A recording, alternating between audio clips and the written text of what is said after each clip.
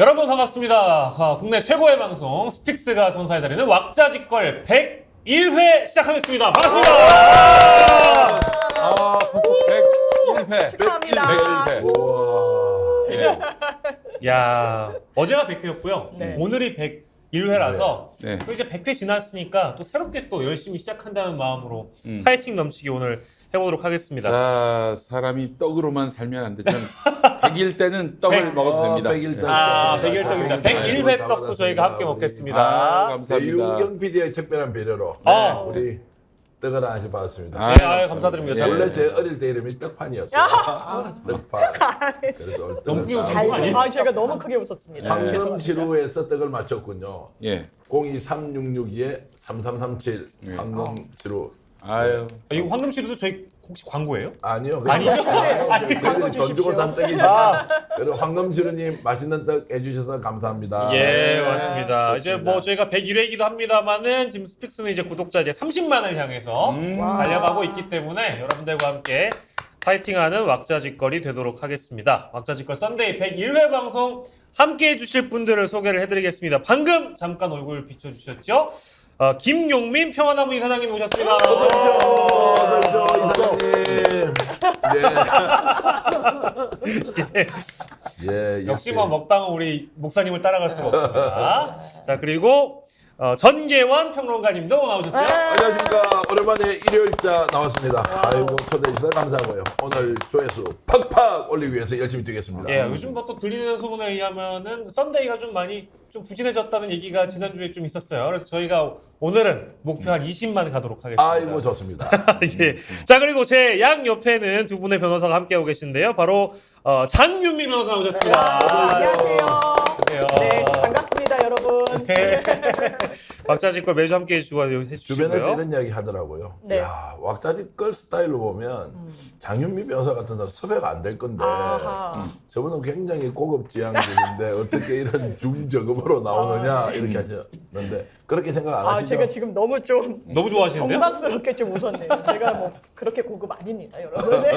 아니 근데 워낙에 이제 방송에 이제 하시는 그런 평론이나 이런 스타일이 굉장히 엘레강스 예. 하시고 고급지시기 때문에 왁자지껄과 잘 맞겠냐 이제 그런 말씀 하시고 맞습니다, 하시잖아요. 그렇군요. 예, 네. 근데 잘 맞고 있습니다. 자, 그리고 지난주에 이어서 우리 강윤경 변호사님 나오셨습니다. 반갑습니다. 지난주 시청률 부진의 책임자 강남. 무슨 말씀이에요? 그래서 제가 오늘은요 머리까지 질끈 묶고 왔습니다. 예. 시청률 한번 늘려보겠다. 열심히 네. 하겠습니다. 아이고. 근데 묶은 머리가 되게 잘 어울리십니다. 지역구가 부산 수영입니다. 예. 그래서 수영강에서 수영하고 오셨어요. 오늘 목욕제기라고 오셨어요. 예. 예. 특별히 요즘에 뭐 부산 수영구의 민심은 어떤지 좀 여쭤봐도 될까요? 모두 윤석열을 싫어하고 있습니다. 아, 그렇습니까? 네, 어. 모두 싫어하고 있습니다. 그건 피부로 느껴집니다. 시장 가서도 느껴지고요. 특히 이렇게 밥 먹으러 갔을 때 네. 식당 이제 주인 자영업자분들이 보통은 보수적이신 분들이 많으심에도 불구하고 네. 윤석열 나오면 네. 돌려버리죠. 돌려버린다. 그건 뭐 저희 부산도 똑같습니다. 전 뭐 사실 뭐 일찍이 제가 뭐 왁자지껄 타 방송에서도 언급을 했습니다만 부산에 있는 저희 일가 친척들이 다 등을 돌렸어요. 예. 실제로 윤석열 뽑으셨던 분들도 부산 지역도 많이 등을 돌렸기 때문에 민심 이반이 일어나고 있다. 근데 제가 알고 있기로는 우리 대구 경북의 그 시민들께서는 뭐 보수 진보 가릴 것 없이 뭐 애국은 안 놓쳐요. 이분들은 애국은 안 놓쳐. 예. 또 애족도 안 놓치고 그런 분들이거든요. 근데 최근에 이런 아주 기가 막힌 외교 행태를 보시고 저는 이 TK에 계신 분들이 얘는 안 되겠다라는 생각을 분명히 하셨을 거라고 믿습니다. 근데 대구에 스픽스를 두고 계신 우리 전기원 대표님 네. 아니, 어떻습니까? 그러니까 이제 예전에는 속으로 불만이 있으면 표시를 잘 안 내요, 대구 사람들이. 근데 요즘은 진짜로 표시를 내기 시작했고요. 특히 지난번 서문시장 왔다 갔죠. 네. 그러고 나서 완전히 폭락했어요. 지지율이. 서문시장 가지고 또 대구를 가지고 노네? 어. 이런 민심들이 오히려. 나와가지고요. 그럴 거 네. 아닙니까? 뭐 아니 걸핏하면 대구 와서 서문시장 가서 에너지 얻습니다. 뭐 대구가 무슨 이 에너지 넣어주는 충전소야? 무슨 그러니까요. 그렇게 아니 왜냐하면 국정 운영 잘못하죠. 한일 외교 망쳤죠. 이런 상황에서 지금 뭐 러시아 이런저런 발언까지 막 오면 상상 초월이잖아요. 어떻게 대구 사람들이 그 대통령을 끝까지 우리는 헌신과 봉사로서 대통령을 따라가겠습니다 이렇게 할 수 있습니까? 거기다가 지금 김건희 여사 또 뛰는 거 한번 보십시오. 과도하지 않습니까? 그렇죠. 무슨 외교 정책을 본인이 결정합니까? 영부인이면 영부인답게 해야 하는데 이걸 완전 오버해서 하는데도 아무도 제지를 하지 않는다. 대구 사람들 진짜 좋아하겠습니까? 양반, 유교 문화, 보수의 본산. 그러니까 대구도 요즘요. 민주당 출마하면 될지도 모른다 이런 게 있으니까 특히 부산에서 출마하시는 그럼 제가 강경사. 이제 내년에 여의도에서 이제 그렇죠. 저를 이제 초대하기 어려운 그런 상황이 되는 지금 여의도 계신 분들 여기 출연하겠다고 예. 줄 서 있어도 안 받습니다. 예. 저는 당선되는 순간 그 기쁨을 스픽스와 함께 하겠습니다. 감사드립니다. 어쨌든 열심히 하시면 좋은 결과 있으리라 믿습니다. 아무튼 뭐 최근에 이제 분위기는 그 영남의 보수들, 네. 건강한 보수들뿐만이 아니라 수도권에 있는 이제 보수들은 대부분 이 보수의 양심을 팔아먹었다라고 생각하시는 분들이 많이 생겨나고 있고 제도적 질서나 이런 것들을 유지하고 싶고 법과 제도를 흐트러뜨리지 않아야 된다라는 그런 보수의 양심마저 무너뜨렸다라는 비판들이 보수 내부에서도 있어서 아무튼 그런 것들이 여론조사에 많이 반영이 되는 것 같아요. 근데 그거 관련된 아마 주제를 오늘 또 시작부터 얘기를 해야 되지 않을까 싶은데 결국에 또 이제 우리 윤석열 대통령의 외교 이야기를 해야 될 것 같습니다. 최근 들어서 러시아, 중국 아무튼 적대국에 가깝게까지 지금 양산하고 있는 분위기여서 오늘 저희 녹화 시점으로 보면은 외교부장이요. 중국에 있는 외교부장이 지금 응전을 또 했는데 왕이 외교부장인가요? 지금 진강입니다. 네, 왕이 외교부장이 좀 웃겨보려고 한 달라지기 얘기였습니다. 웃겨보려고. 예. 네. 왕위가 굉장히 오래 해가지고 맞습니다. 그 양반이 그 왕위에 올랐나 하는 사람들도 있고. 그 외교부장마저도 뭐라고 얘기를 했냐. 대만 해협 언급들 황당하고 위험하다. 대만 문제에서 불장난하면 타 죽을 것이다. 불에 탈 것이라고 그랬네요. 타 죽을 것이다 이런 얘기였어요. 근데 이 얘기는 우리 정부가 특히 우리 정부가 중국 대사를 초치한 이후에 이제 나온 언급이어서 계속 이런 이제 말싸움들이 이어지고 있는 상황이고 중국도 러시아도 가만두지 않겠다라고 지금 경고를 하고 있어서. 자, 이걸 이렇게 한번 비유하면은 딱 맞을 것 같아요. 뭐 예를 들어서 몽골이라고 합시다. 몽골의 그 대통령이 난데없이 갑자기 그 한국이 점유하고 있는 독도는 일본 땅이다. 이러면 어떨까요? 빡치지. 열받죠. 왜 이래? 음. 거의 지금 중국의 그 기분이 이러하다. 하나의 중국은 이건 무슨 뭐 한국은 말할 것도 없고 그 미국 게다가 대만 안에 반중파인 민진당마저도 지지하고 있는 거예요. 민진당은 뭐 무슨 반중이긴 하지만은 예를 들면 중국 대륙에 군사적으로 진출해가지고 뭐 남중국을 창건한다든지 그럴 생각이 전혀 없어요. 그냥 우리 대만에서 이대로 행복하게 해달라 이거거든. 근데 난데없이 그 하나의 중국이라는 중국의 어떤 원칙 중의 원칙을 흔들면서 비난하는 이런 거는 정말 상식 밖의 일이란 말이죠. 왜 그 도발이라고 다들 인식하고 있는 거예요. 왜 이래야 하는지를 우리 국민들도 모르잖아요. 그렇죠. 근데 상상을 해보면 왜 대통령이 왜 남은 나라의 특히 대만 문제에 하나의 중국 정책을 우리가 지지하지 않는 것처럼 이렇게 비춰진다. 왜 대통령이 저렇게 오바를 해요? 그게 진짜 미국 우리 이던 행님이 시켰나?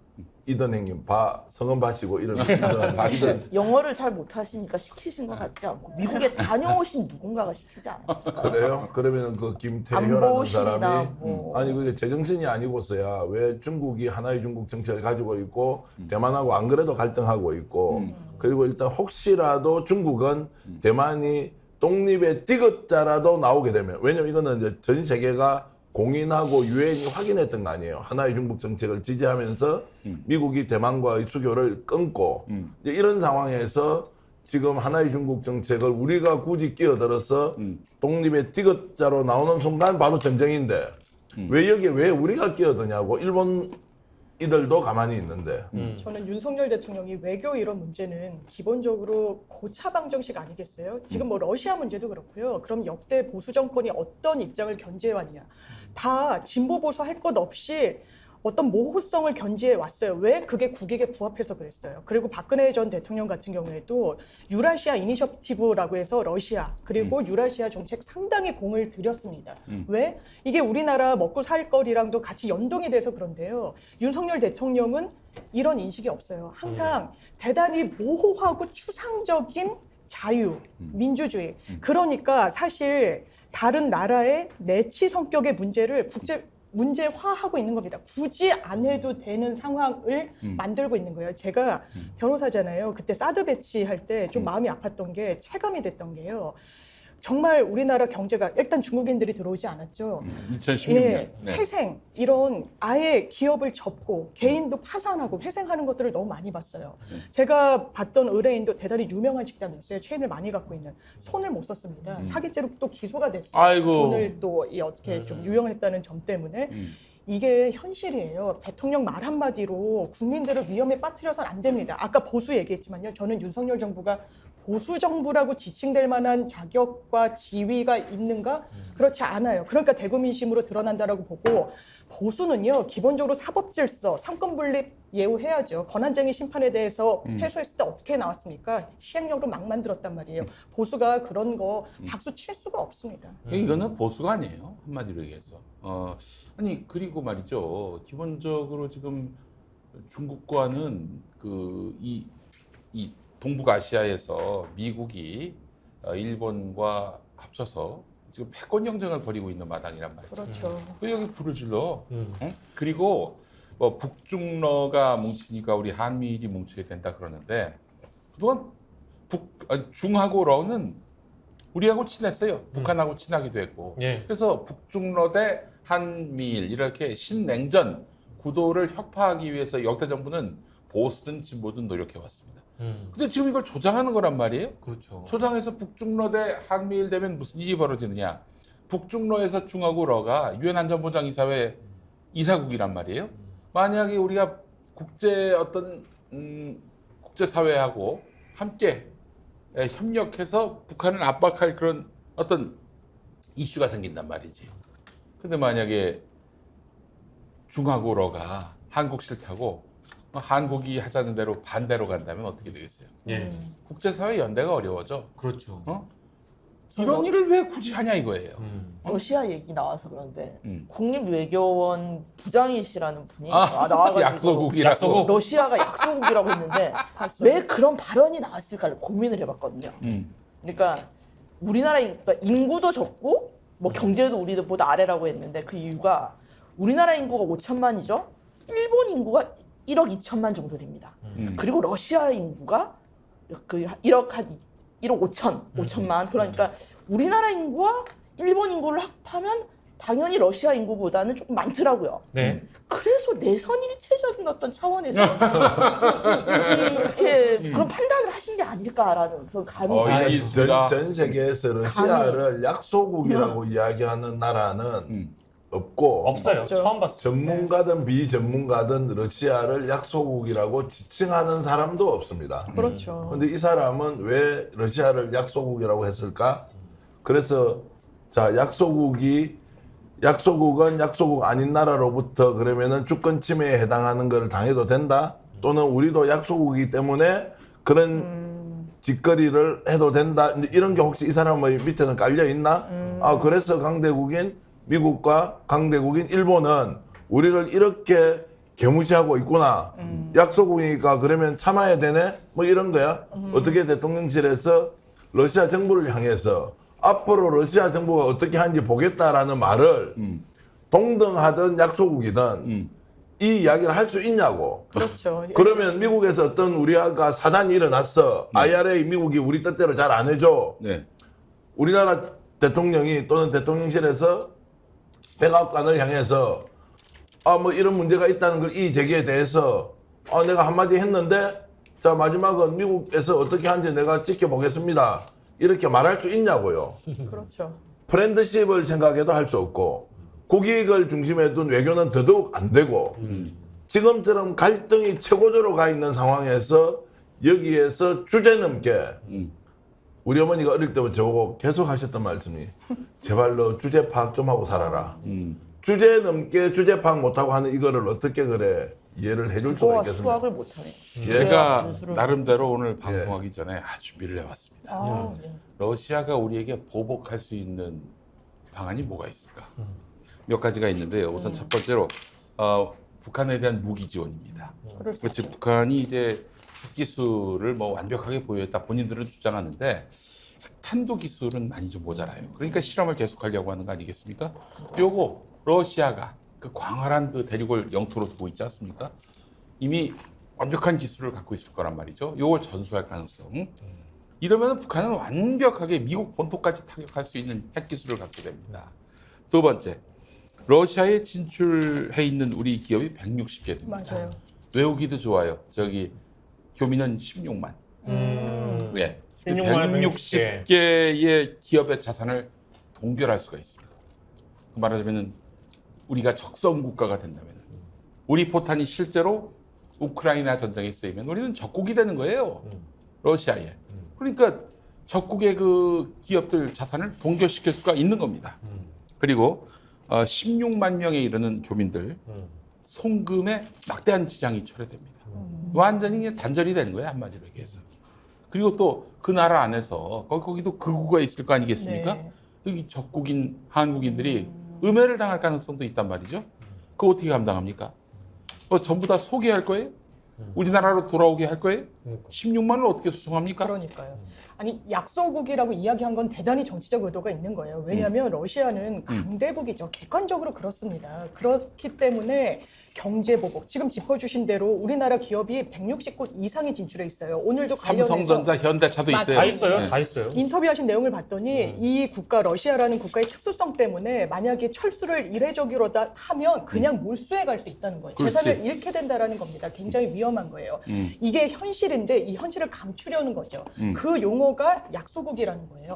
러시아는 경제 제재를 해봤자야 왜? 약소국이니까. 한국에 미칠 파장 크지 않아. 왜? 에라이, 약소국이니까. 같으니라고. 대단히 부정확한 정보죠. 부정확한 이 국민 눈속임입니다. 저는 전문가라고 타이틀을 들고 나오면 최소한 양심을 저버린 이런 발언을 하면 그 주로 된다고 대사로 봅니다. 저 발령했으면 좋겠어요, 그 인간.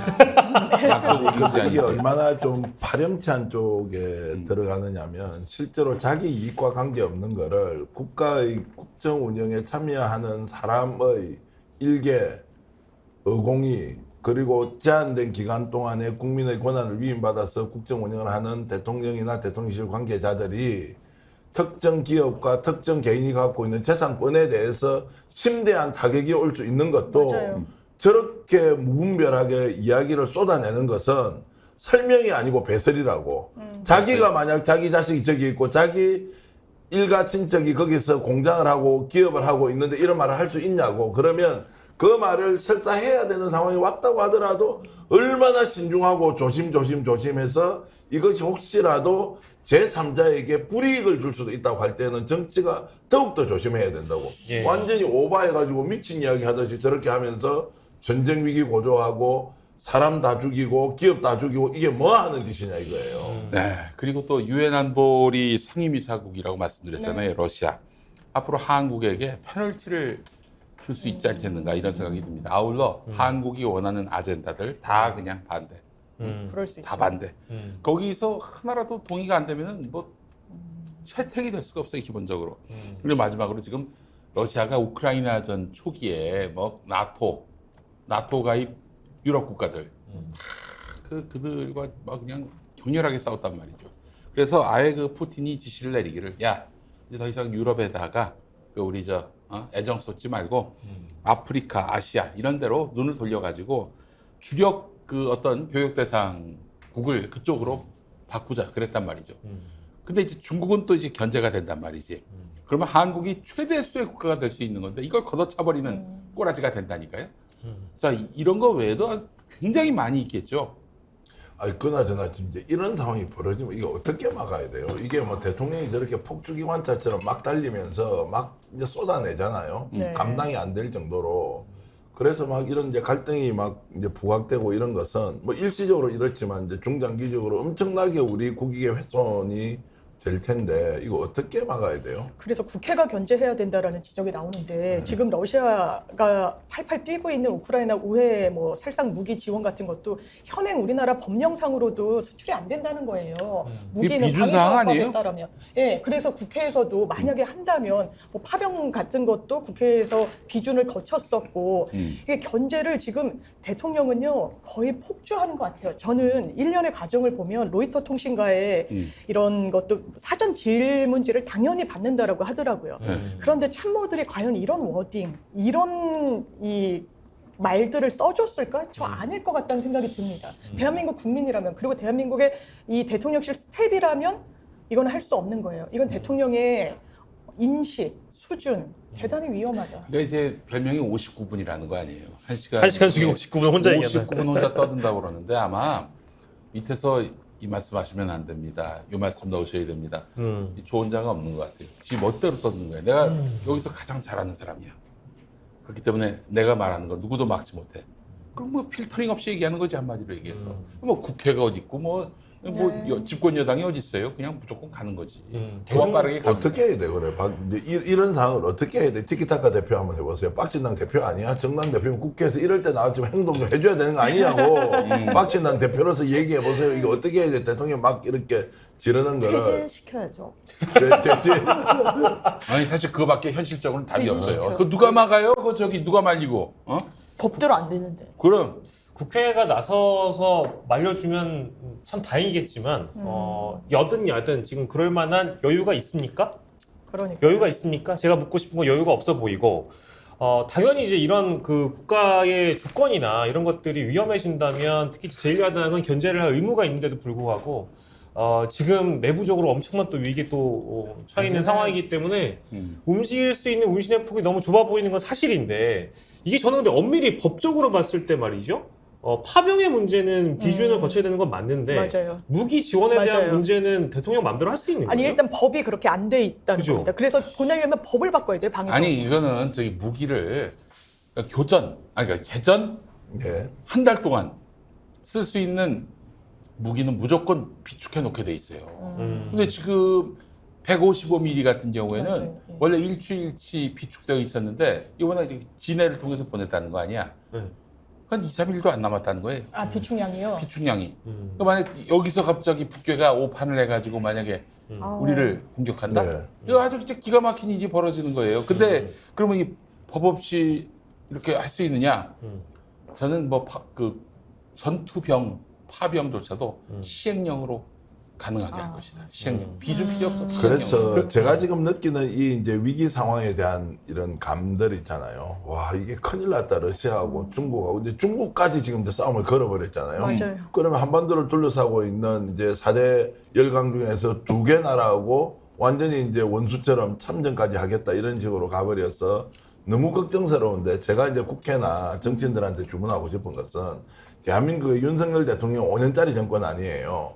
그러면 한중 의원 외교도 있고 한중 간에 여러 정치인들의 소통 창구가 있고 또 러시아는 러시아 쪽 전문가들이 많아요. 이제 이런 분들이 지금 국내에서 윤석열 대통령이 하고 있는 이런 행동이 윤석열 대통령의 대통령직위를 이용한 것이긴 하지만 국민들의 뜻을 그대로 반영했다거나 대한민국의 대표성을 가지고 있다거나 이런 것이 아니라 이 부분에 대해서는 굉장히 논란이 많기 때문에 어떤 경우에도 사태를 악화시켜 가서는 안 된다. 어떤 식으로든 국내에서도 이렇게 가면 안 된다는 의견이 비등하기 때문에 러시아나 중국에서도 이거를 정말로 이걸 좀 악용해서 뭔가 좀 사태가 더 걷잡을 수 없는 지경으로 이러는 건 좀 막아달라. 이런 저는 의원 외교 활동 이런 게 굉장히 필요해 필요합니다. 보입니다. 예, 예. 후쿠시마 이런 문제가 터졌을 때도 방류하면 안 된다고 또 다른 루트로 충분히 정치인들은 얘기할 수가 있는데 어쨌든 대통령이 나서서 대표로서 책임지고 못하면 막을 수 있는 사람들이 다 막아야 되는 거 아니냐 이런 생각이 드는 거예요. 아마 저는 그 의원들이 지금 돈 봉투를 받았기 때문에 입을 닫고 있는 게 아닌가 와. 해서. 그리고 또 프랑스에 계시는 그분께서도 러시아 통이시잖아요. 아 그렇죠. 러시아 통이죠. 러시아 전문가라고. 그분도 예. 통이신가요? 송영길이가 그렇습니까? 저는 송영길 의원이 진짜 본인이 책임도 져야 될 일이 있지만 이런 식으로 국가가 진짜 누란의 위기에 빠지는 상황에서 그거는 별도로 자신이 대한민국 국민의 한 사람으로서 네. 정치인으로서라도 하는 것이 도리다. 야 여기서 백척간도에서 이 터닝 포인트를 만들 수 있는 능력이 우리 송영길 의원한테 있었네요. 아니 그러니까 그렇게라도 아이고. 활동을 해줘야 되는 거 아니냐고. 근데 말이죠 우리 전기현 대표님 말씀을 좀 받아서 예. 어떻게 될까 이후에 예. 지금 일단 아까 얘기했잖아요. 만약에 몽골이 우리 보고 야 왜 일본 땅을 점유하고 있니? 뜬금없이 갑자기 이렇게 얘기하면 어떡하겠어? 우리 싸워야지. 싸워야지. 실사해야죠. 몽골에게 진짜. 빙엿을 매겨야지. 그래야 되는 거 아닙니까? 하여튼 몽골 죄송합니다. 제가 몽골 참 예시입니다. 좋아하는 나라인데 예시. 좋아하는 나라인데 네. 정말 평화로운 평화를 추구하는 아주 좋은 나라예요, 몽골. 여러분 한번 꼭 가보시기 바랍니다. 죽기 전에 한번 가보세요. 저는 뭐 제 관점에 이제 아까 정기현 대표께서 아니 내가 얘기도 안 했는데. 끝난 줄 알았어요. 아니, 지금 끝난 줄 알았어요. 내가 몽골 얘기하려고 지금 끼어드니까 그랬나? 막 이제 분위기가 살아나. 아니, 저 끝난 줄 알았어요. 아니, 몽골 얘기하려고 내가 한 건 아니고 예. 이 상황에서 말이죠. 예. 그 우리는 이런 마음이 있을 거예요. 윤석열의 마음은 이걸 거야. 네.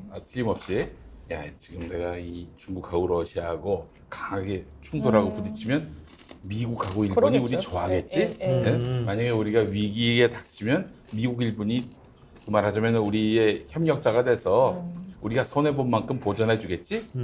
그런다는 거 아닙니까? 지금 저 155mm 포탄도 우리가 쓴 만큼 미국에서 새 걸로 준다는 걸로 지금 믿고 있는 거 아니에요, 윤석열이가. 네. 여러분 과연 그럴까요? 실제로 그 말씀이 그 그러니까요. 동아일보 금요일자 단독 보도로 나왔죠. 네. 미국의 헌포탄 50만 말 빌려주고 새 포탄으로 이 바꾼다. 연병하고 자빠졌네. 그 약속에 불과한 거를. 아니 이제 일단 만약에 그런 상황이 온다면 과연 미국, 일본이 그래 우리를 위해 싸웠으니 우리 우방 한국을 밀어줘야지, 뒷받침해줘야지 이럴까요? 그럴 미국, 일본 같으면은 우리가 보조금에서 배제되지 않았겠죠. 전기자동차, 반도체에서 이렇게 판이 동맹임에도 불구하고 빈엿을 먹지 않았겠죠. 아마 그 순간이면은 아마 그 중러가 미일에다가 야야야 우리 자존심 건드렸는데 말이야 우리 한번 좀 밟을게. 그러니까 저 너희들 저 밟을 때 같이 연대하지 말라고. 이거 챙겨줄 테니까.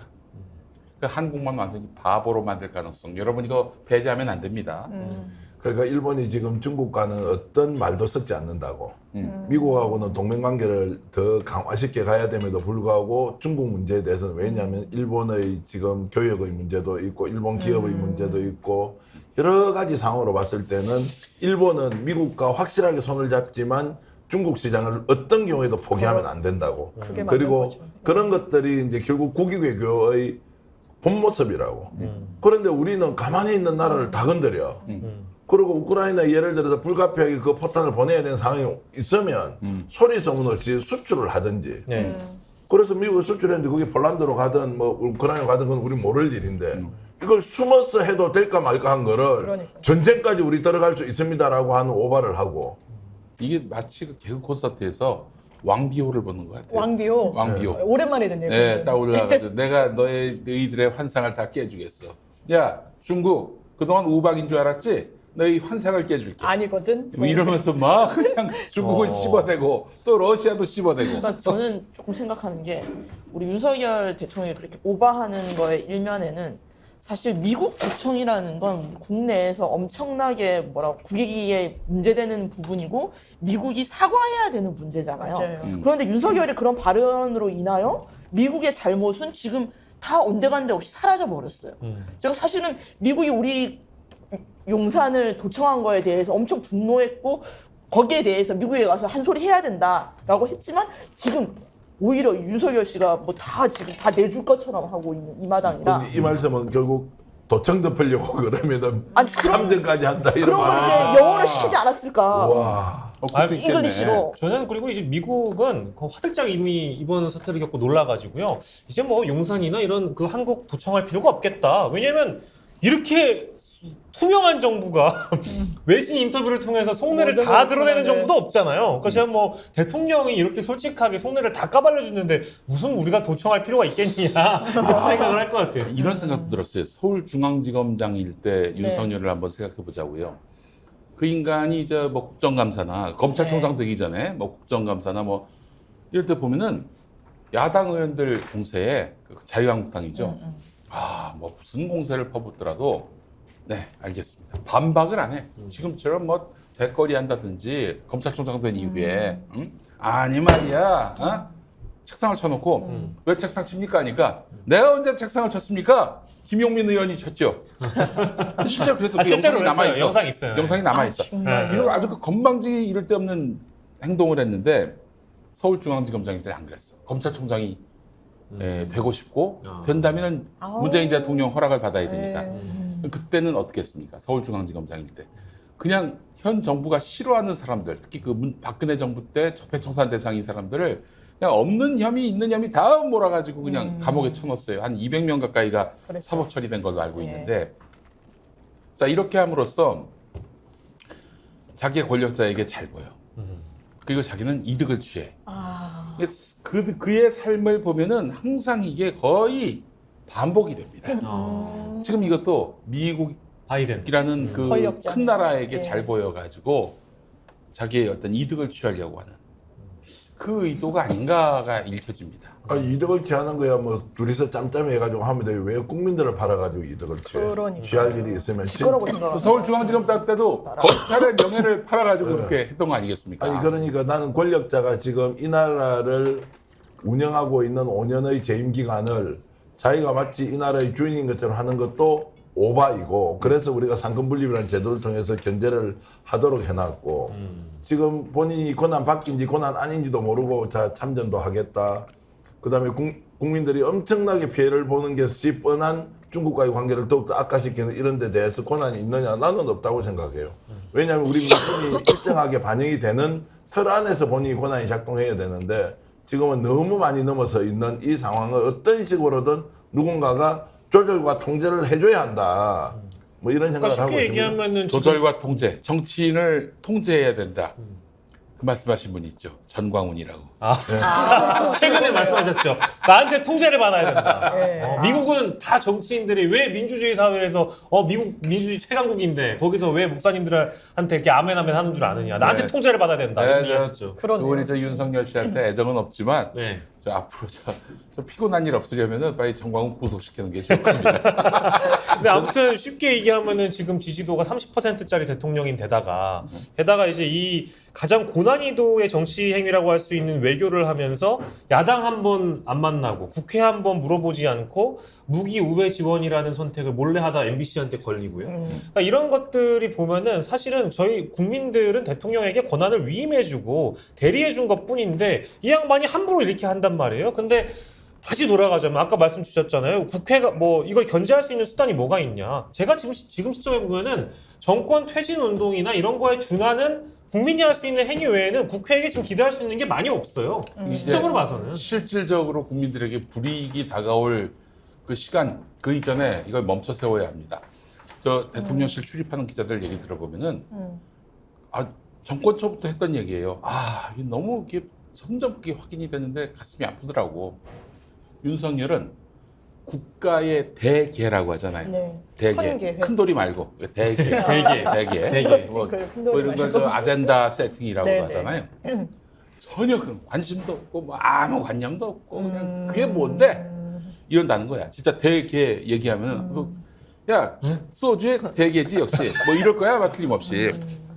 다만 소소하게 권력투쟁 남을 그 모략해가지고 엿먹이고 주저앉히고 죽여버리고 자기가 대신에 이득을 취하는 거. 이거는 아마 저기 신라 장군 이사부 이후로 거의 최고라는 거지. 그러니까 대통령이 적극적이고 감정적이고 그리고 자기 확신에 너무 과잉 되어 있는 상태에서 인터뷰 같은 거 할 때 야 다 집어치워 자료 같은 거 주는 것보다 본인이 평소에 갖고 있는 생각들을 그대로 드러내잖아요. 드러내고 나면 마치 그것이 옳은 것처럼 또 뒤에서 포장한다고 정신이 없어. 그러다 보니까 러시아가 약소국이다 이렇게 막 가는 패턴이 똑같이 정해져 있지 않습니까? 저는 계속 말씀드리는 게 저희 힘으로는 거리에 나가서 윤석열 대통령을 퇴진하라거나 이렇게 할 용기가 없어요. 대신 저는 내년 총선 때 보자. 진짜 이거를 2년 이제 딱 지나지 않습니까? 그러면 어떤 식으로든 국민들이 선택해야 한다. 선택해야 되지. 이 상태가 5년으로 가지 않습니까? 참모들이 지금 글을 잘못 써줘서 생긴 일이 아니에요. 맞아요. 제가 봐서는. 맞아요. 진보 보수의 문제도 아니에요. 외교 맞아요. 문제는. 그리고 여야의 문제도 아니에요. 왜냐하면 여당 의원 만나면 오버하고 있다고 저한테 이야기하거든. 저러면 안 된다고 다 이야기하는 사람 많은데 다만 그 이야기를 꺼내면 다음에 총선 공천 못 받으니까 쉬쉬쉬 하고 있고 그럼에도 불구하고 왜 적극적으로 나서서 윤핵관 몇 명을 제외하고는 왜 대통령에 대해서 저렇게 옹호를 하지 않느냐. 대통령이 결국 나락으로 떨어질 걸 알고 있기 때문에 괜히 이때 밝혀 넣었다가 내가 다음에 정치적으로 못 살 수도 있는 거예요. 그러면은 자 절반 이상의 국민은 대통령 퇴진을 요구하거나 그런 심정 확실하게 지지하는 한 30%는 존재하지만 그 중간에 있는 20%도 원래 보수였는데 지금 대통령 뜻대로 따라가지 않아요. 자 그러면 남아있는 건 내년 총선 때 보자. 제가 이런 울분이나 이런 걸 좀 계속 누그러뜨리는 거는 국민에게 다시 기회가 온다. 총선이다. 그때 어떤 식으로든 윤석열 대통령이 지금까지 했던 거를 평가해내야 한다.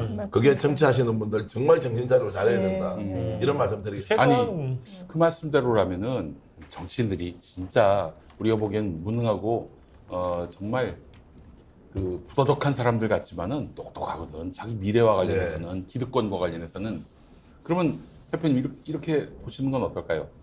그 마치 2016년 그 탄핵 국면에서 개보신당이라고 들어보셨어요? 개보신당 나왔었죠. 개혁적 보수신당 줄임말 개보신당. 그게 나중에 이제 저게 됐지. 바른미래당? 바른정당. 바른정당. 이 국민의힘을 대체할 수 있는 반윤 보수정당 출연할 수 있다고 보세요? 뭐 저는 그럴 수 있다고 보죠. 일단은 먼저 국힘 쪽에서 파열대가 나올 것이라고 보고요. 그렇다면은 그게 금태섭이가 하려는 정당일까요? 그것하고 좀 다를 수도 있다고 생각하고요. 대구 경북에서는 이미 이제 박근혜 세력 이미 세력이 참 있어요. 움직임을 시작했고요. 예.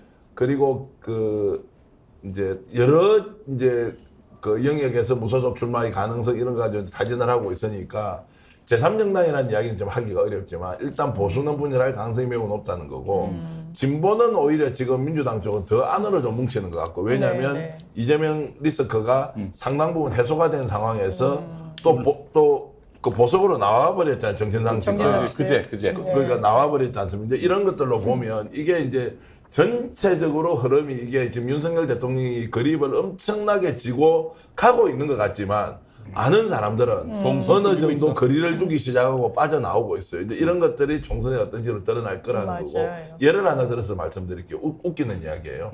김기현이 막 그 윤핵관 앞장 세워가지고 막 난리치면서 당대표 될 때 있잖아요. 대구 서문시장에 왔거든요. 그래가지고 막 김기현 온다니까 공천 받아요. 막 줄을 서야 될 거 아니에요. 서문시장 입구에서 기자들 카메라 쫙 돌리고 할 때 한 10명이 있었어요. 서문시장 끝나고 나가야 되잖아요. 그래도 한 명 남아있을 때요. 기자가요? 아니요. 국회의원들이 국회의원들이. 윤핵관 나 윤핵관 서로 나서서 김기현하고 이럴 때 10명쯤 있다 기자들이 다 가고 나니까 마지막에 김기현하고 국회의원 한 명만 따라가더라고요. 왜냐하면 자꾸 가서 김기현하고 같이 있는 게 찍히면 나중에 불리하니까 대구에 있는 국회의원들도 쏙 빠지다는 거. 그때는 윤석열 대통령이 엄청난 힘이 있을 텐데도 지금 한번 보십시오. 대통령님, 여사님 부탁 하나 있습니다. 서문시장 방문 한번 해주시죠. 그러면 대구 경북 민심을 제대로 확인할 수 있습니다. 갔더니 떨어진 거 아니에요. 그러네요. 그게 또 떨어졌어. 분기점이 됐네요. 아니 그러니까 참 이게 너무 아이러니한 게 2016년에 이 박근혜 정권은 잘못된 정권이다. 이러면서 이제 개보신당으로 뭉친 사람들이 그 말하자면은 당시에 이제 친이에 가까운 사람들 뭐 권성동이니 장제원이니 그들이 다 윤핵관이 됐잖아요. 지금 어떻습니까? 지금 윤석열 주축 세력이 그 윤핵관인데 여기에 반기를 트는 이들이 친박이란 말이야. 그렇죠. 아이러니네요. 그때 친박과 친이, 지금의 친박과 친이. 예. 아니 이제 변호사님께 여쭙고 싶은 게 있는데, 아니 만약에 지금 이 국면에서 지금 풀려났단 말이에요. 정진상 실장. 네. 이게 무슨 의미가 있습니까? 그러니까 이제 사실 구속시킬 때는 이 인간이 저 증거인멸 또는 도주 우려가 있다 해서 집어넣은 걸 텐데, 근데 이 지금 재판이 진행 중인 와중에 보석으로 풀어줬다. 이거는 반론권을 보장해야 한다. 왜냐하면 지금 검찰의 논리가 너무 허술하기 때문에 그런 겁니까? 아주 객관적으로 제가 봤을 때는요. 진보 보수 이런 걸 떠나서요. 구속 사건은 재판에 넘겨진 다음에 2개월 안에 재판을 마쳐야 됩니다. 두 번 갱신할 수 있어요. 60일. 예, 그래서 2번 갱신하면 6개월이에요. 근데 지금 제가 기사를 봤더니 수감된 지 5개월이더라고요. 그러면 저희가 실무에서 고석 신청을 냅니다. 왜냐면 그냥 이 구속기간 갱신이 돼가지고 시간이 돼서 풀어주는 걸 법원도 조금 저하는 부분은 있어요.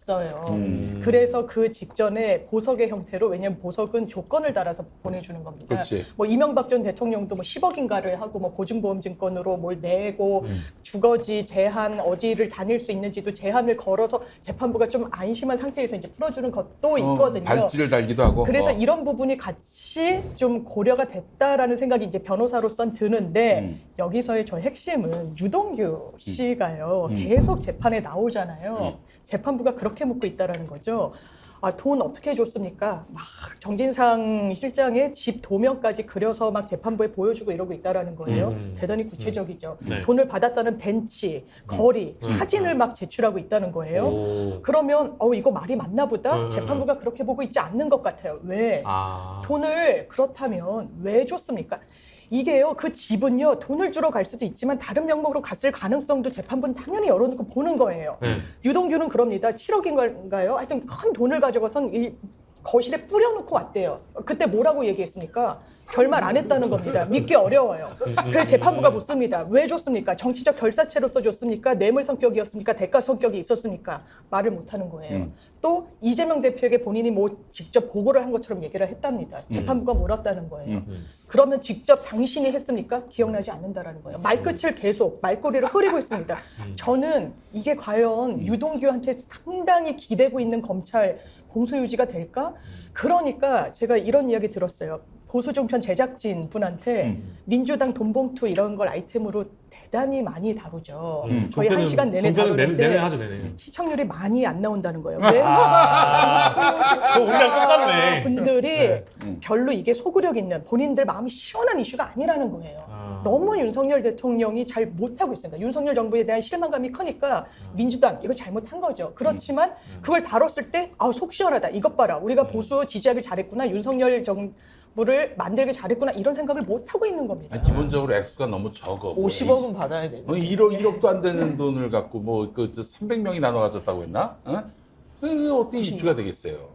강 변호사님 뭐 그렇게 생각하세요? 어떻게? 아니 50억은 받아야죠. 50억. 크기도 크기지만 이제 결국 국민 정서로는 민주당이 돈을 단돈 3만 원을 받더라도 이거는 이제 허용 못 하겠다는 국민 정서가 있는 것은 분명하고 이번 기회에 어찌됐든 저는 이재명 대표가 리더십을 세울 수 있고 당이 훨씬 더 청렴해지는 어떤 맞습니다. 결과물을 만들 수 있다고 저는 이제 생각을 하는데 또 좀 이런 것도 있지 않을까요? 이 대표 사건이 너무 산탄총을 가지고 너무 있어요. 그냥 예. 부풀려지고 그냥 온갖 소설을 쓰다 보니까 에이 그래 결국엔 야당 피곤한 편하려고 거예요. 이런 피곤한 거야. 거예요. 저 이야기를 해봐도 장 변호사 말씀대로 이제 윤석열 대통령이 하고 있는 국정 운영의 이런 실책들이 워낙 크게 다가오고 실제로 내 약간의 생명의 위기 또는 주권자로서 이 대한민국이 큰일 나겠다 싶은 이 생각에 뭐 민주당에 있는 이런 것들이 잘 보이지 않을 거고요.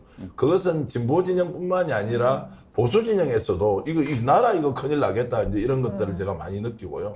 최근에 언론의 이렇게 보도 행태를 보면 김건희 여사 엄청나게 광폭 행보한다 그러잖아요.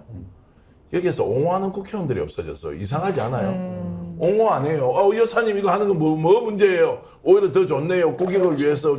청봉은 뭐라고 했습니까? 한번 잠깐 해주시죠. 청봉은 뭐라고? 아니 뭐 해외 나가서 여사님이 영부인 세계의 영부인들을 만나야 된다. 너무 똑같아요. 영부인은 정치를 하더라도 영부인은 애조를 해야 합니다. 그렇죠. 세계의 영부인을 만나서 애조를 해야 합니다. 그러니까 애죠. 그렇게 하면서 청봉이 이야기하고 나서 그게 맞다고 박수 치던 의원들이 많이 있었잖아요. 그랬죠. 요새 윤핵관들 왜 청공 이제 청공에 저 여사님 이제 이렇게 활동하는 것에 대해서 왜 옹호 안 합니까? 요즘 여사님의 활동에 대해서 이거 오바다, 과잉이다, 특히 뭐 개고기 관련된 거를 자기 뭐 임기 내에 종식시키겠다. 이분이 입법기관이에요.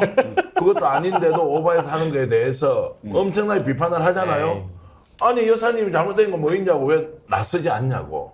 그러니까 제가 이제 이 윤핵관이라고 하는 또는 범윤핵관 이 사람들도 치졸하기도 하고 굉장히 민감하게 지금 현상을 보고 있는 거예요. 지금 편들었다가는 네. 이번 총선에 완전히 아작날 수 있다. 이런 위기감을 가지고 하기 때문에 네. 전체적으로 보면 국민들이 윤석열 대통령이 잘하고 못하고의 평가에 대해서 가 있는 것이지 민주당의 문제에 대해서는 보수 진영조차도 관심 받기다 이렇게 볼 수 있습니다. 예. 그럼 뭐 아무튼 뭐 이래저래 종합편성 채널에서 김건희 여사 관련된 보도나 뭐 이재명 대표 관련된 보도가 뭐 많이 나오는 것은 많이 나오는 것은 사실인데 뭐 물론 이제 전혀 다른 결이겠습니다만 평가나 이런 것들이 근데 보면서 막 지치기도 하고요. 사실 이재명 대표 얘기는 거의 한 종합편성들이 2년 정도 다르지 그러니까 않았나요? 거의 만 2년 되는 거의 거죠. 만 2년 되는 거죠. 이제 지겨워서 말씀하시는 분들도 굉장히 그 출연하시는 평론가분들도 아무리 이제 좀 편 들어주시는 보수 패널들도 많이 목이 아플 것 같아요. 그런 분들에게는 도라지 배청 스틱, 도라지 배청 스틱을 드리고 싶습니다. 예, 으뜸농부 유기농 도라지 배청 스틱입니다. 어떤 화학 첨가물도 들어가지 아니 않았고요. 근데 진짜 말 잘해. 어떻게 그 깜짝 말을 하면서 놀랐어요. 도라지 배청으로 연결까지 바로 시켜? 아니 이제 그분들도 목이 아프실 것 같아요. 그래서 예. 어디 마음의 때까지 지워주는 거죠. 그럼요. 도라지 배청 스틱이 그분들의 마음의 때까지 깨끗하게 목 넘김으로 부드럽게 넘겨드립니다. 으뜸농부를 검색해 주시고요. 다음에 010-8724-3908번으로 문의 전화를 주시면 되고요. 주문 요청란에는 후기에 스픽스를 보고 왔다고 꼭 남겨주시면 판매량 산정에도 도움이 됩니다. 요즘 같은 이제 환절기에 이제 목이 많이 불편하시고 방송 출연하실 때 이제 김건희 옹호하는데 많이 목이 불편하시고 우리 보수 패널 여러분들 또 혹은 또 방어하시는데 힘이 드신 우리 장유미 변호사님 같은 네, 분들에게도 저도 도움이 됩니다. 으뜸농구 많이 검색해 주세요. 아, 그리고 이 제품은 특히나 미세먼지 요즘 많지 않습니까? 너무 황사 많죠, 많지 않습니까? 황사. 목 아플 때 아주 좋고요. 제가 이거를 한 30개 정도 먹었을 오. 겁니다. 30개 포. 네. 그리고 제가 베트남 출장 갈 때도 이걸 가져가서 베트남에 있는 우리 제 아는 지인들한테 나눠주고 했는데 엄청 좋고요. 저도 목이 많이 아프고 평소에 불편한데 이거 먹고 나서 효과 많이 봤습니다. 특히 미국에서요. 계신 교포 중에 한 분이 우리 댓글을 올렸어요. 아 이거 꼭 사야 되는데 우리 손자가 지금 미국에서 정말 애를 먹고 있는데 이거 좀 보낼 방법이 없나 이렇게 해서 우리 장은주 기자가 직접 그분께 어떻게 사면 됩니다. 안내까지 했으니까 드신 분들에게 효과를 확실히 검증받을 수 있다 이렇게 말씀드리겠습니다. 말이죠. 정말 이 식음료들을 그 미국까지 보낼 수가 없어요, 사실은. 어려워. 그렇습니까? 그렇잖아요. 어떻게 보내요? 저 비행기 태워가지고 열 몇 시간을 어떻게 보냅니까? 그래서 빨리 이제 한반도 평화가 정착되고 그래서 이제 북한의 탄도미사일 기술이 이제 바뀌어가지고 택배 쪽으로 하는 것으로 탄도미사일의 유기농 도라지 이 배청 스틱을 보내가지고 그래서 한 시간 이내에 LA까지 배송이 될 수 있는 그런 날이 빨리 오길 바랍니다. 도라지 배트 어떤 농부의 상품이 탄도미사일로 즉시 택배가 되는 그날까지. 그래서 이제 앞으로는 정말 한국으로 주문을 해도 미국에도 브라질에도 배달이 되는 시간 빨리 와야 돼요. 저는 오늘 백윤경 PD 제가 이렇게 먹는 모습을 도라지 배청 사장님이 기쁜 마음으로 보실 수 있도록 제가 확대했습니다. 저는 지난주에 감기 기운이 있어가지고 드셨어요? 아니 이렇게 콧물도 나고 눈물도 아이고, 나고 세상에. 목도 아프고 너무 그래서 좋습니다. 그날 너무 눈물 좋습니다. 흘리 어떤 농부 사장님 좋은 제품 계속 만들어 주십시오. 고맙습니다. 그런데 정말 제가 거짓말 아니고 요거 몇 포 먹었거든요. 네. 그랬는데 감기 진짜 나왔어요. 아 진짜 진짜 저는 소염을 갔습니다. 거의 약이네요. 저희는 네. 절대로 과장 광고를 하지 않음을 미리 전 생체 실험 이미 체험하고 말씀드려요. 자, 임상 시험을 스픽스에 많은 분들이 와셔가지고 해주고 계시고요. 그리고 다음 상품은 인상이요 생체가 아니라 이분이 또 만드신 거잖아요. 맛있어요. 누룽지. 요거는 정말 이제 맛있어요. 으뜸농부가 만드신 유기농 쌀 수제 얇은 누룽지 신제품을 출시했습니다. 그렇게 되니까 저 영성체 같다. 아멘. 아멘. 자, 주님의 몸. 자, 근데 직접 농사지은 유기농 쌀로 만들었고요. 대량 생산 방식이 아니어서 얇게 만들어서 바삭바삭하고 매우 고소합니다. 여러분들 꼭 으뜸농부의 얇은 누룽지도 사랑해 주세요. 그러니까 이제 요거 좀 큰 컵에다가 예. 아침에 이 누룽지 넣고 뜨거운 물 뜨거운 물 좀 붓고 그래서 드시면은 예. 누룽지 정말 함께 대용이네요. 그럼요. 그리고 바로 또 씹어 먹어도 맛있어요. 예. 아니 되게 구수해요. 제가 먹었는데 고소하고 되게 맛있어요. 어떻게 하여튼 이걸 만드셨는지 모르겠는데 어떤 농부에서 아주 역작을 만들어서 이렇게 주시니까 너무 고맙습니다. 아유, 이거 드시면 간식거리로도 좋고요. 예. 내 친구는 예전에 못 모르고 미역 있잖아요.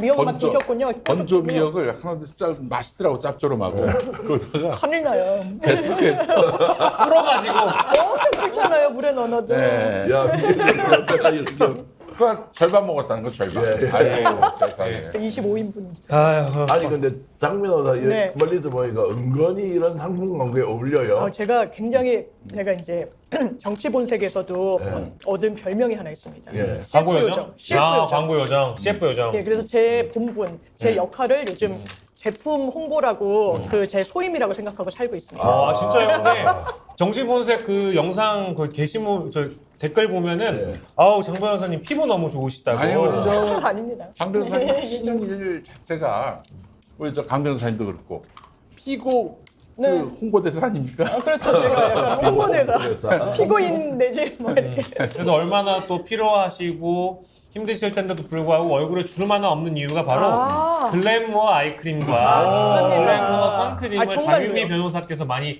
바르셔서 그렇습니다. 아, 진짜입니다. 근데 네. 여러분, 제가 이 효능감을 엄청 체험했어요. 아이크림 너무 비싸가지고 제가 개인적으로 사서 썼던 거는 막 이렇게 턱턱 못 바르고 막 이렇게 찍어 발라가지고 막 이렇게 아껴 바르고 했는데 일단 글래무어는 가성비가 너무 좋은데요. 그렇지.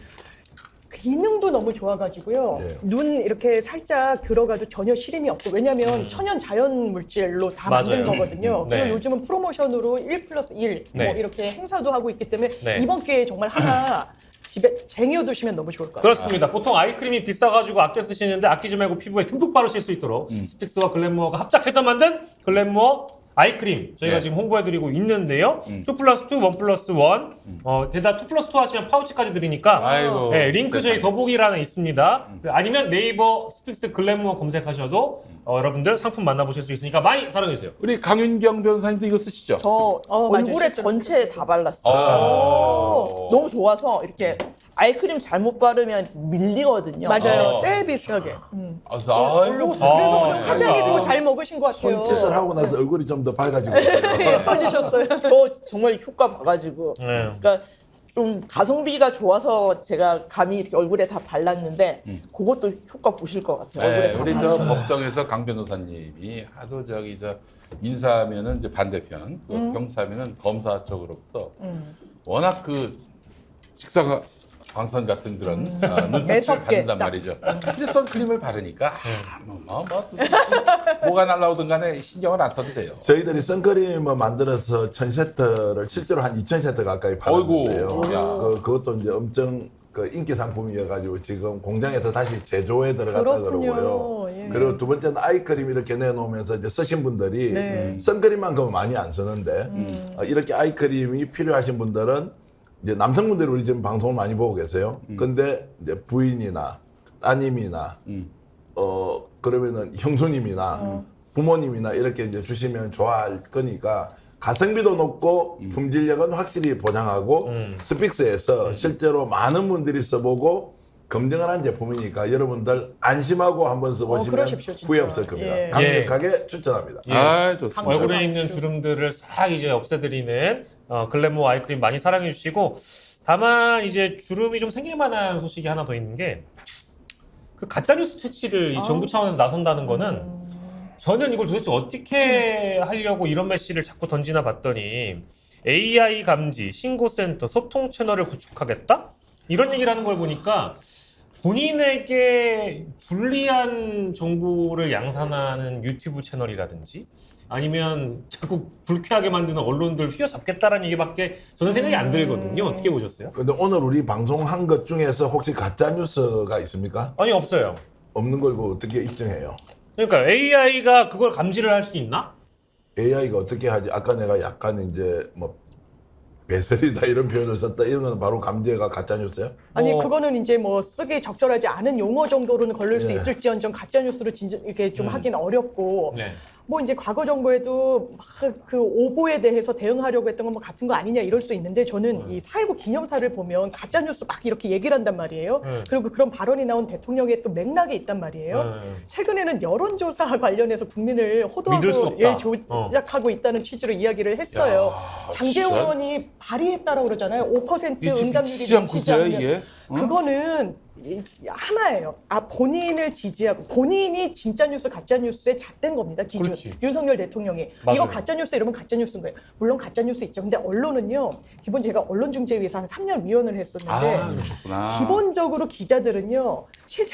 특히 적대적 사실을 취재할 때 실체적 진실에 접근하는 데 대단히 한계가 있어요. 오보의 가능성을 좀 내포하고 있습니다. 그거를 어떤 규제한 건 좀 온당한 방향은 아니고요. 악의적으로, 의도적으로 뭔가 기사를 썼다라고 판단되면 거기에 대한 규율은 필요하지만 윤석열 대통령은 그렇게 디테일을 좀 챙기고 있는 것 같지 아니 않습니다. 그리고 뭐 언론이 예를 들어서 수사기관이라 가지고 증거를 확보하고 기사를 그럴 수 쓰는 게 없죠. 아니지 않습니까? 정보 접근이 없지. 그렇죠. 이렇게 불가능하지. 듣는 내용을 가지고 의혹을 제기하고 그 의혹이 나오게 되면은 수사기관이 수사를 하는 것이지. 맞아요. 증거가 어딨냐, 사실이 어딨냐, 라면서 가짜뉴스라고 이제 비판을 하면서 이거 옥죄기밖에 안 되는 것 같아요. 이제 두 변호사님 앞에서 제가 문자 써서 죄송한데 사실이란 게 있고 의견이란 게 있습니다. 맞습니다. 어? 사실이란 게 있고 의견이 있어요. 예. 김용민은 사기꾼이다.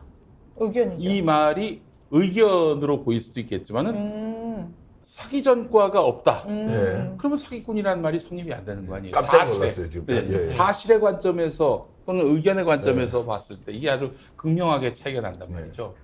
그래서 이런 부분을 우선 갈라봐야 되는데 그 개념이 없는 것 같아요. 왜냐? 윤석열은 기본적으로 범죄를 만드는 사람이니까. 과거에 그랬고 그리고 아까도 얘기했죠. 별명이 59분. 1시간에서 59분을 자기 혼자 떠든단 말이에요. 1시간은 아마 좀 숨을 쉬는 시간이지 남의 이야기를 듣는 시간이 아닐 거란 말이에요. 나머지 1분도. 이제 이런 윤석열은 말이죠. 자기 지금 주변에는 각하 지당하십니다. 그렇죠. 그러고요. 정말 예. 너무 공감이 됩니다. 이런 얘기만 들을 거란 말이에요. 근데 여기에 이결을 다는 놈들이 나타난단 말이야. 여론조사가 그렇고 언론의 팩트 보도가 그렇단 말이죠. 네. 아니, 그러면 이런 놈들은 다 가짜라고 이제 인식하고 있는 거고 단속하라고 입닥치게 하라고 지금 그 짓이가 내려간 게 아닌가 하는 생각이 들어요. 아니요, 그리고 또 AI 감지라고 하니까 저는 또 이제 목사님을 떠오르는 게 혹시나 이제 AI 감지 같은 거 할 때 키워드 같은 거 넣지 않습니까? 네. 보통 이제 그렇죠. 포털 사이트에서 AI 그 기반으로 하는 시스템이 뭐 있거든요. 욕설 이런 거. 거기에 이제 예를 들면 해시태그로 뭐 멧돼지, 그렇죠. 그럴 수 있죠. 멧돼지 아니면 뭐 족바가 이런 말을 누가 했는지를 색출하면 사실 목사님이 많이 해당되시기 때문에. 나는 뭐 그래요. 이정권 가짜 이 뉴스 정권에서 아니잖아. 감옥 가는 걸 아예 각오하고 있으니까 뭐. 가짜 뉴스는 아니죠. 그런 김건희 여사의 국정 개입이 과도하다 이런 가짜 뉴스예요. 예를 들면 거기에 이제 뭐 과도하지 않다라고 하는 관점에서 보면 가짜 뉴스일 수 있겠네. 그럼 그것도 달라가 잡혀가나? AI가 감지하나? 아니 그러니까 평가를 하는 부분, 분석하고 논평하는 거를 국정원 이거 잘못됐다, 문제 있다라고 의견 내는 거를 가짜 뉴스를 할 수 없잖아요. 천공이 왔다 갔다 우리는 주장하고 있지, 아니라고 고발했지, 수사 더 진행 안 해. 그런데 가짜 뉴스로 고발했어요. 그렇죠. CCTV가 없어. 아니 CCTV가 없다는 게 CCTV는 있는데 하필 그날 24시간 CCTV가 다 작동하지 않았다는 거야. 그러면 이게 증거가 되느냐 안 되느냐 묻는데 천공이 육창 공간에 가서 뭔가를 했다고 하는 걸 본인 아니라고 하는데 아직도 수사하지 않아. 문제 제기할 수 있는 거 아니에요, 언론은? 그런데 이거를 가짜뉴스라고 김종대 전 의원 고발했어. 그럼 뭐가 가짜뉴스라는 거야? 그럼 마음에 안 들면 가짜뉴스다라고 그래 하든지. 아니면 언론중재 제도가 있잖아요, 우리나라. 그 다음에 허위사실 유포에 대해서는 명예훼손 또 소송할 수 있잖아요. 이런 제도가 다 있는데 가짜뉴스 때문에 나라를 망친다거나 이게 문제가 많다고 하는 것은 사실상 국민들에게 말을 못하도록 재갈을 물리는 거하고 똑같다라고 그렇지. 해석할 수밖에 없다는 거예요. 그렇죠. 강 맞습니다. 변호사님은 예. 어떻게 보세요?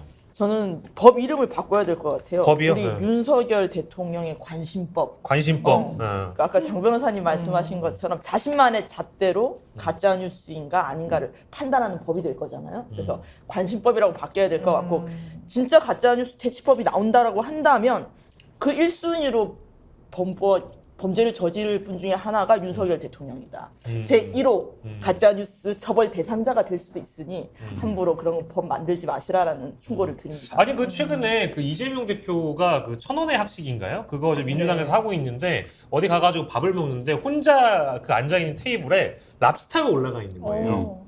근데 그 사진이 돌았어요. 근데 그게 이제 보수 어르신들 카톡방에 많이 유포가 돼서 아니 이재명 지 혼자 랍스타 먹고 있다 다른 사람들 학식 먹는데 알고 보니까 그 사진이 조작이었던 거예요. 그렇구나. 그럴 리가 없으니까 그거는 어쨌든. 100% 조작. 그러니까 이제 그런 걸 어르신들이 보고 이제 예를 그게 들면 가짜 호도당하면 뉴스죠. 그게 네, 이제 네, 가짜 네. 뉴스고 그게 사실이 아닌 것인데 언론 보도나 이제 진보 유튜버들이 하는 것들 중에서 본인 마음에 안 들거나 예를 들어서 이제 의혹 제기 수준을 그런 식의 가짜 뉴스와 이제 같이 등치시켜가지고 비교한다는 거는 저는 사실 말이 안 돼요. 그러니까 그런 부분조차도 가짜 뉴스냐 아니면 패러디 한 형태로 개그 콘서트의 소재가 되냐 이런 좀 구분해야 돼요. 예전에 그러네요. 저는 문재인 대통령이 그 태극기 앞에서 국회의장 맹세를 하는데 왼손으로 한 거 기억도 안 하시죠?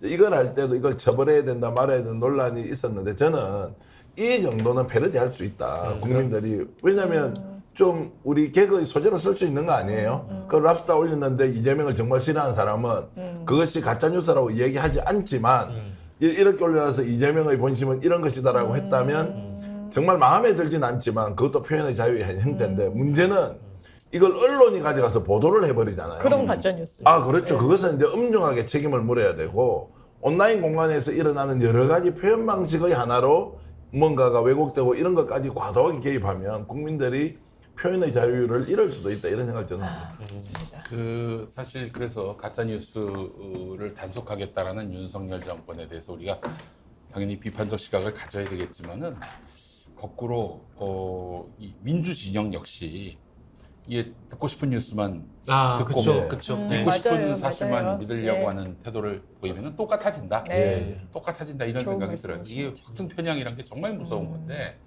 저 놀랐어요 진짜. 와, 이 정도 이렇게 아주 극단적으로 하나의 현안을 달리 볼 수 있는가. 그래서 사실 우리가 진실과 진실까지는 그렇고 진실을 우리가 다 파악할 수는 없으니까 적어도 팩트에 있어서만은 네. 서로 그건 인정하고 가자. 예. 팩트에 대해서는 우리가 팩트가 내가 알고 있었던 게 팩트가 아니다 그러면은 깔끔하게 뭐 잘못 생각했다 이러면서 이제 정상으로 돌아가는 훈련들을 우리가 해야 되지 않겠는가. 어느 한쪽만 할 일도 아니고 모두가 함께 해야 될 일인데 팩트가 다 드러났는데도 불구하고 나는 인정할 수 없어서 뭐 다른 또 무언가가 있겠지 하면은 타진요하고 뭐가 다릅니까? 타블로에게 진실을 요구합니다. 그런 네, 것도 있었죠. 이게 안 돼요. 그래서 우리에게 불편하든 혹은 뭐 유익하든 간에 하여튼 이 사실은 사실대로 받아들이고 그렇게 해서 수용하는 자세로 갈 때 우리는 가짜 뉴스를 정쟁화하고 이거를 정치적 단속의 대상으로 삼으려고 하는 권력자를 향해서 큰 소리를 칠 수 있다. 저도 한 말씀만 꼭 보태고 예. 싶은데 제가 이제 기자 출신이지 않습니까? 네. 보통 우리가 사실을 정확하게 확인하지 못했을 때는 추론을 가지고 저것일 것이다라고 우리가 일단 기사 씁니다. 네, 의혹이 네. 제기된다, 문제가 있다. 그럼 요게 이제 수사기관이나 아니면 그 진실을 실질적으로 규명하는 쪽에서 그 사실을 이제 확인해 주지 않습니까? 근데 이 이제 원 사실이 확인이 안 되는 경우가 있어요. 많죠. 예. 그러면 원 사실이 확인되지 않았다는 전제로 계속 어느 정도의 거리를 유지하면서 우리가 관찰해야 되는데 요 사실은 확인이 안 됐는데 내가 주장했던 거 있죠. 의견. 이것을 사실화시키는 경우가 있어요. 있죠. 예. 이게 이제 굉장히 위험한 거죠. 맞습니다. 근데 그때부터는 어떻게 되느냐. 사실 기반이 아니고 주의 주장이 기반이 되면 이때부터 약간 신념화 같은 게 일어나요. 그렇게 했겠지. 당연히 저 사람은 저렇게 하고 남음이 있는 사람이야. 이런 것들을 주입시키면서 사실은 오간데 없이 결국에는 생각을 강요하고 그것을 신념화시키는 과정은 매우 경계해야 된다, 우리가. 그렇지. 그런데 그걸 하지 않잖아요. 어떤 문제가 생기느냐. 여기에서 이거를 나의 주의 주장을 장 변호사는 믿는데 강 변호사는 안 믿을 수 있잖아요. 장 변호사는 내 편이고 강 변호사는 내 편 아니야 하면서 갑자기 이 주의 주장을 했던 사람이 갈라치기를 시작해버려요.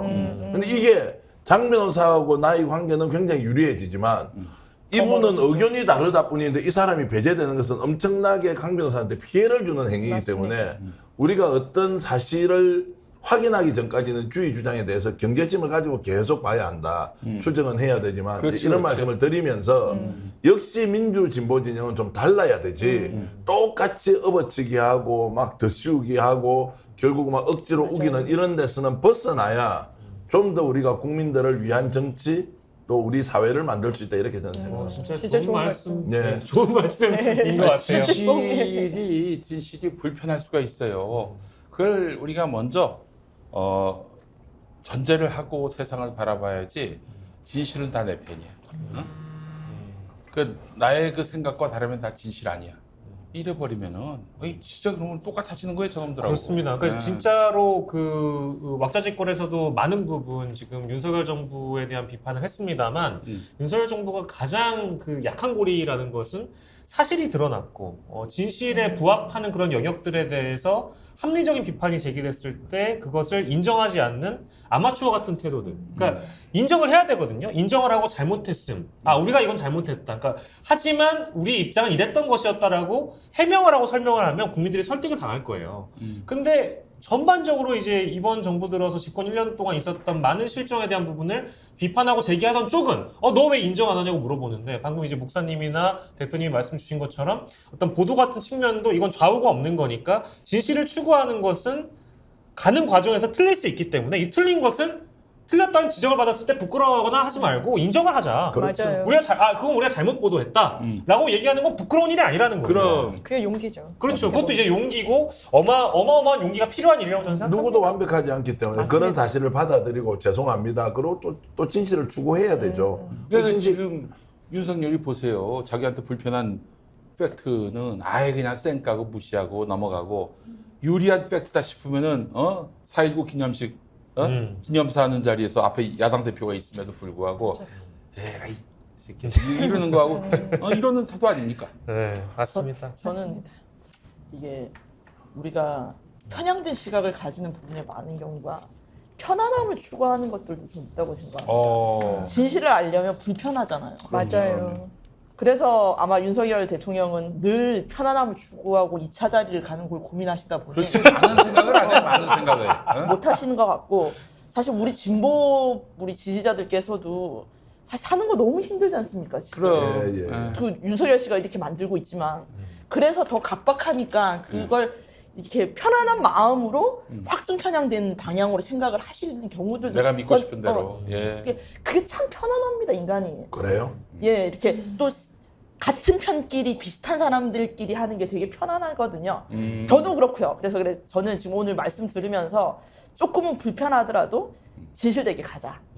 진실을 찾아보자라는 오늘 두 분의 말씀을 듣고 그런 생각이 듭니다. 편안함의 화두는 굉장히 새로웠습니다.